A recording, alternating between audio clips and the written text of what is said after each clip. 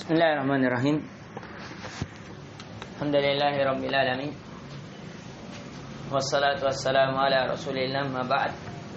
Assalamualaikum warahmatullahi wabarakatuh.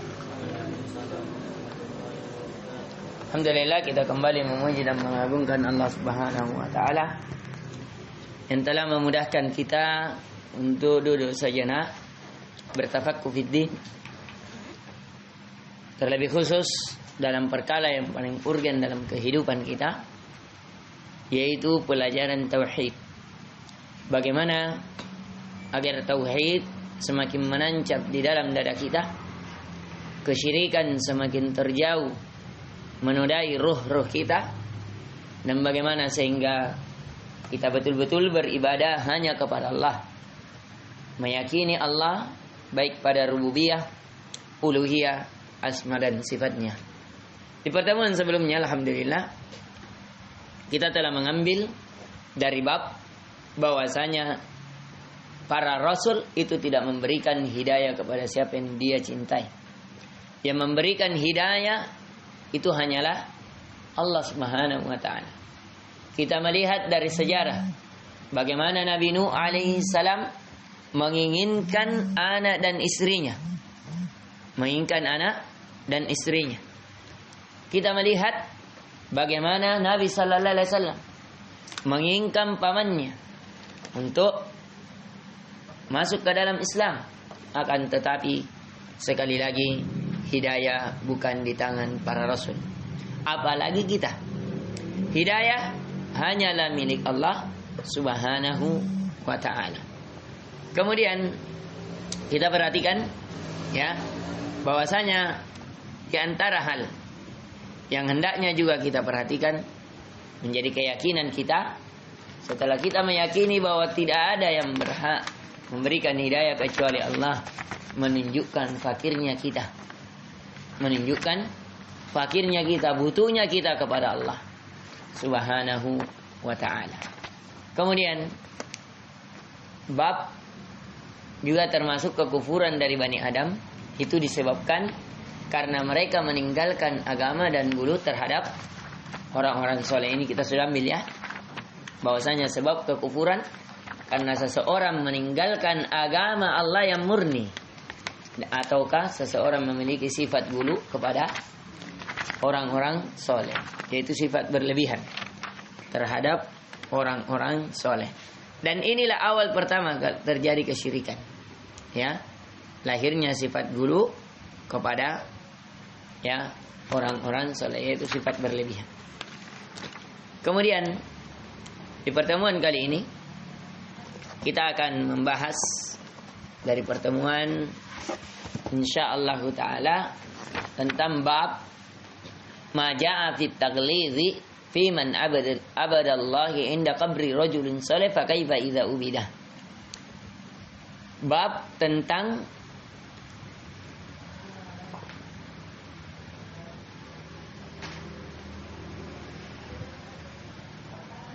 galat. Ini kita lihat di kamus.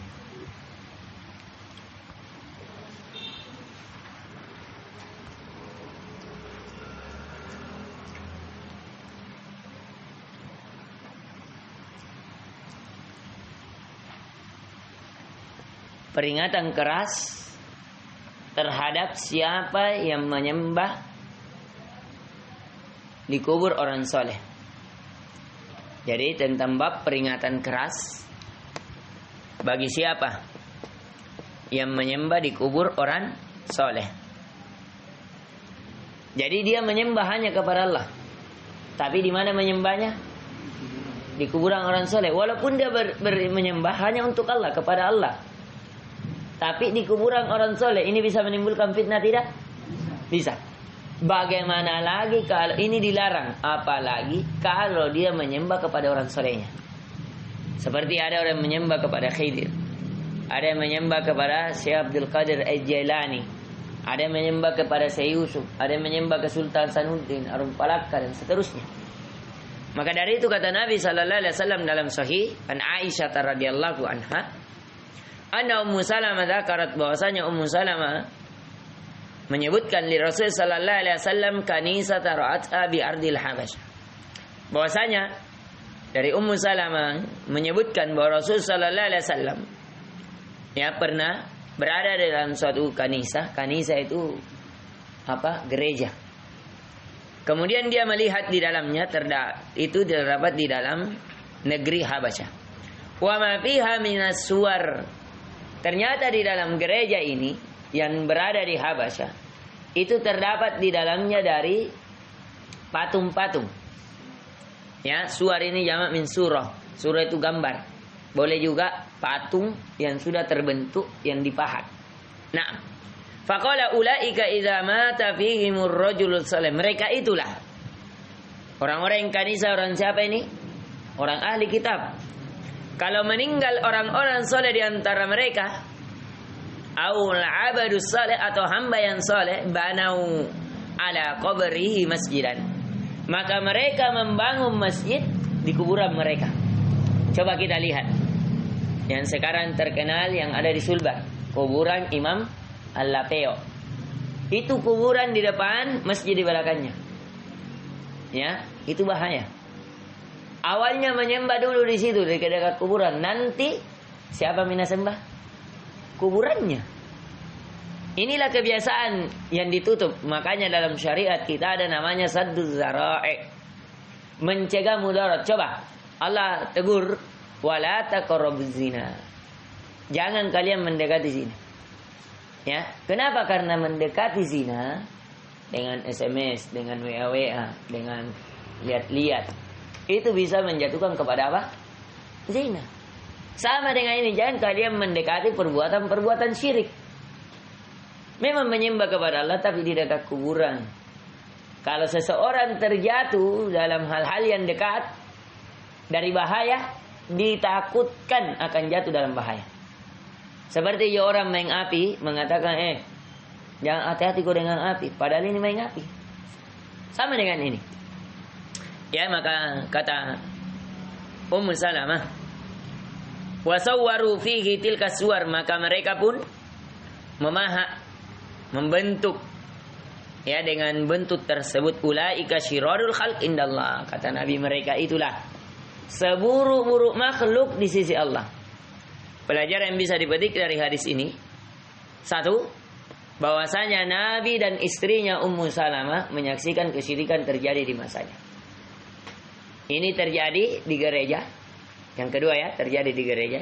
Dan gereja yang terjadi di sini di mana tadi? Habasyah. Perhatikan. Kemudian coba lihat, kalau orang soleh saja dilarang untuk beribadah kepadanya, bahkan beribadah di sisinya, bagaimana lagi kalau orang jahat? Bagaimana lagi kalau orang gila? Allahu Akbar, negeri kita Allah. Ya, jangankan bukan orang soleh, orang gila dianggap wali. Ya, diibadahi, diminta air liurnya, di apa? Allah. Na'udzubillah. Ini.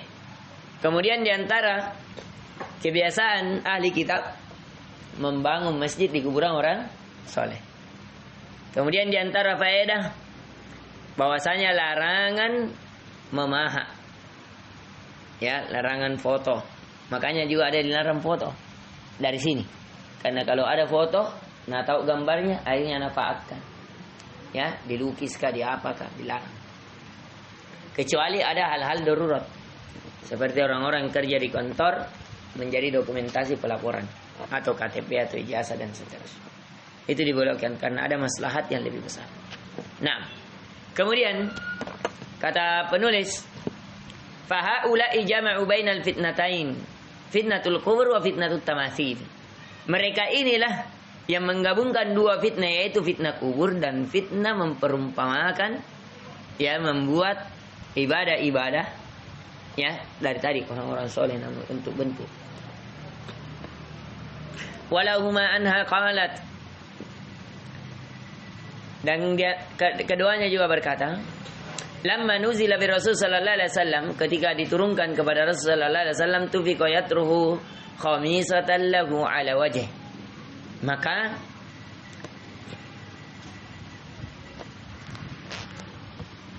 kita lihat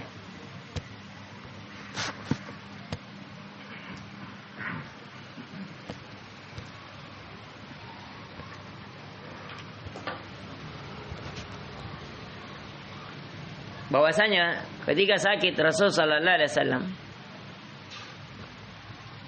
tubika khamisah, yang dimana semakin parah beliau memegang bajunya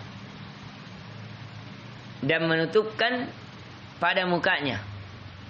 Kemudian dikatakan fa idza tamma biha kasyafaha, kalau telah sempurna, telah tertutup, maka Nabi sallallahu alaihi wasallam ya merasa sesak, beliau melepaskan dari mukanya. Artinya, nah tutupkan ini tapi kalau terlalu sesami barulah dibuka.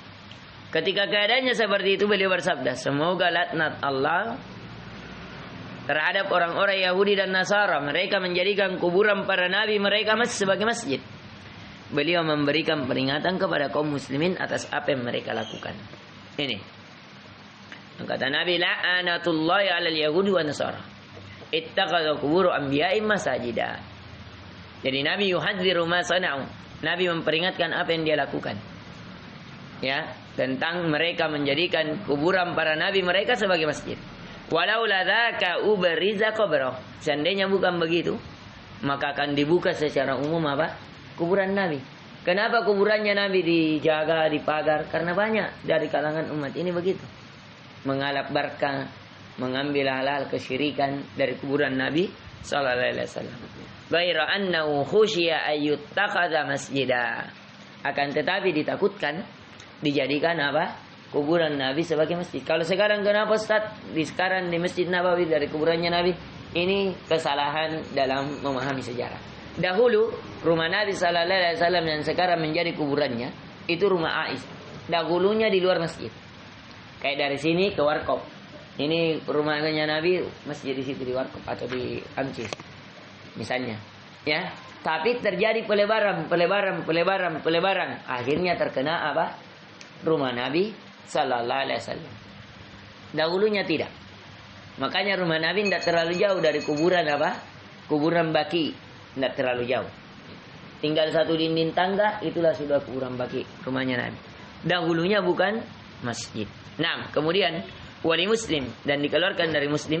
Inti pelajaran yang bisa dipetik bahwa orang-orang Yahudi dan Nasara mengambil kuburan para nabi sebagai apa? Masjid, dan ini dilarang.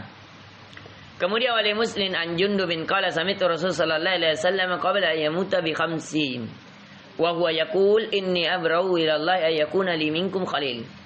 Dari Muslim dari Jundub radhiyallahu anhu berkata, saya mendengar Rasul sallallahu alaihi wasallam sebelum meninggal dengan 5 perkara, yaitu dia berkata, sesungguhnya saya berlepas diri kepada Allah ayyakuna li minkum khalil, yang menjadikan aku sebagai kekasihnya. Fa innallaha qad ittakhadani khalila, karena sesungguhnya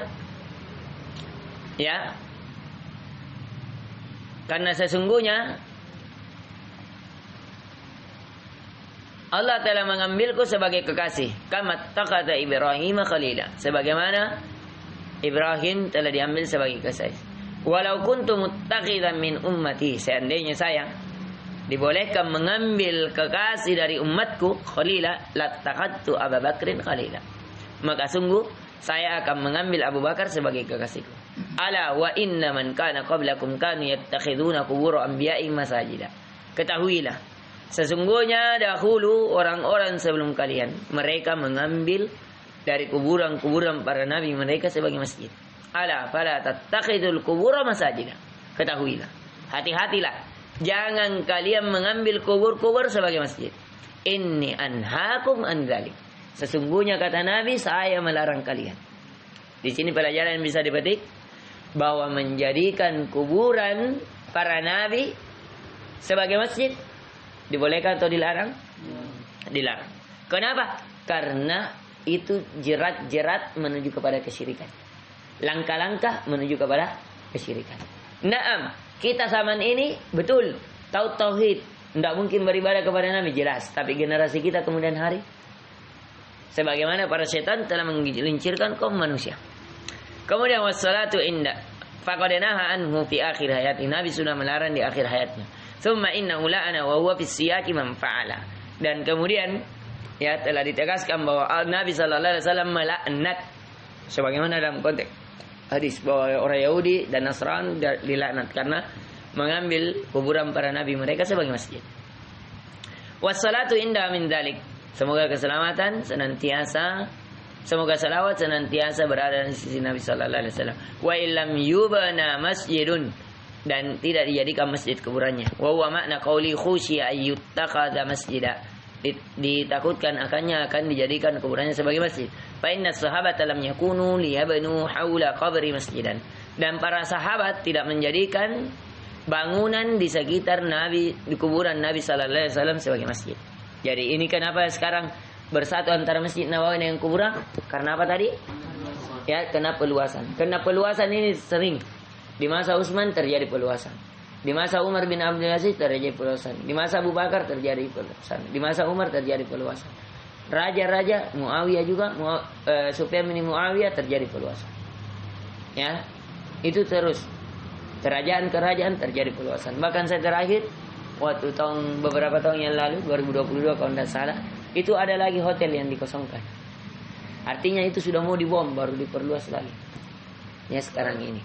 Nah, kemudian wa kullu mawdi'in qusidat salah fi faqad taqadu masjidan.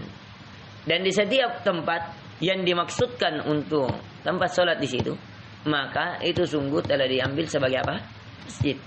Bal kullu mawdi'in yusalli fihi yusamma masjidan. Bahkan setiap tempat di muka bumi ini kan memang masjid. Tapi maksudnya yang dimaksudkan masjid seperti yang diinginkan. Kama qala Nabi sallallahu alaihi wasallam ju'ilat li al-ardu masjidan wa tahura. Sebagaimana Nabi dijadikan seluruh bumi ini sebagai masjid dan yang suci. Boleh ditempati salat. Maksudnya di sini masjid secara bahasa, yaitu tempat sujud. Semua bumi ini bisa menjadi tempat sujud. Tapi kalau dimaksudkan adalah dijadikan masjid, itu kuburan artinya masjid tempat di mana para kaum muslimin salat berjamaah yang kita pahami masjid yang sekarang. Wali Ahmad bisanadin jayyid, dan diriwayatkan juga dikeluarkan dari Imam Ahmad dalam musnadnya dengan sanad yang baik. An Ibnu Mas'udin radhiyallahu anhu marfu, dari Ibnu Mas'ud secara marfu, inna min syirarin nas, sesungguhnya di antara keburukan manusia, man tudariku sa'awahum ahya, siapa yang mendapatkan hari kiamat dan dia masih dalam keadaan hidup. Walladzina yattakhidul qubura masajida, dan di antara juga manusia, seburuk-buruk manusia adalah siapa yang menjadikan kuburan-kuburan sebagai masjid. Nah, kemudian di bab terakhir, bab 21, inti pelajarannya itu tadi ya, bahwasanya dilarangnya menjadikan apa? Kuburan sebagai masjid. Kuburan para nabi saja dilarang, apalagi kuburan manusia biasa. Ya, apalagi hanya manusia biasa. Kemudian bab maja'a annal ghulu fil quburis shalihin yusayyiruha awthanan tu'bad min dunillah. Bahwasanya apa yang datang dari sifat ghulu terhadap kuburan orang-orang soleh bisa menjadikan apa? Sembahan-sembahan yang diibadahi selain Allah. Ini intinya. Bahwa kalau kita membangun kuburan orang soleh itu bisa menjadikan apa? Menjadi ya berhala-berhala yang disembah. Dan itu terjadi yang kita lihat banyak di negeri kita. Dan semoga Allah memperbaiki kedudukan kaum muslimin. Rawa Malik fil Muwatta, diriwayatkan oleh Imam Malik dalam Muwatta bahwasanya Rasul sallallahu alaihi wasallam, Allahumma la taj'al qabri wasa'an an yu'bad. Ya Allah, janganlah engkau menjadikan kuburku sebagai tempat beribadah yang diibadahi. Ishtadda ghadabullahi ala qaumin taqadu qubur anbiya'i masajida. Sungguh Allah sangat murka terhadap suatu kaum yang mengambil kuburan-kuburan para nabinya sebagai masjid. Dan dari Ibnu Jarir dengan sanad yang baik, dari Sufyan, dari Mansur, dari Mujahid berkata, afara'aitumul Lata wal Uzza, tentang ayat apakah kalian tidak memperhatikan tentang Lata dan Uzza, qala kana yaluttu lahumus sawid. Bahwasanya di antara makna Lata ya adalah seseorang yang menganukan gandum ya, yang membuat seperti ini, jadikan buat roti begitu. Famata fa'aqafu ala qabri, dan dia mati. Kemudian apa? Orang beritikaf di atas kuburannya. Artinya dia orang soleh, suka membagikan ini gandum-gandum. Ya, saking baiknya ini akhirnya apa? Kemudian hari dijadikan apa?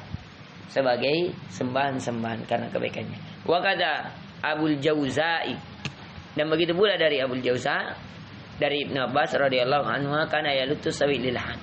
Bahwasanya dahulu ini dia membagikan gandum kepada para jemaah haji. Jadi orang ini suka bersedekah, bagi-bagi roti jemaah haji yang datang ke sana. Karena kebaikannya ini terkenal, meninggal akhirnya apa? Dijadikanlah masjid di kuburannya. Setelah dijadikan masjid di kuburannya, orang beribadah di masjid, tapi menghadap ke kuburan awalnya. Tapi di kemudian hari, akhirnya orang menyembah kepada siapa? Kuburan lagi, bukan lagi kepada masjid. Kepada Allah Azza wa Jalla di masjid. Nah, hadis terakhir dari Ibnu Abbas berkata, la'ana Rasul sallallahu alaihi wasallam zairatil kubur. Sesungguhnya Rasul sallallahu alaihi wasallam melaknat wanita-wanita yang senantiasa menziarahi kubur. Wal muttakhidhin 'alaiha al-masajid was-suruj. Dan termasuk yang dilaknat adalah orang-orang yang mengambil masjid-masjid Allah. Jadi jadikan ini kuburan menjadi apa? Masjid. Itu juga dilaknat. Kemudian was-suruj.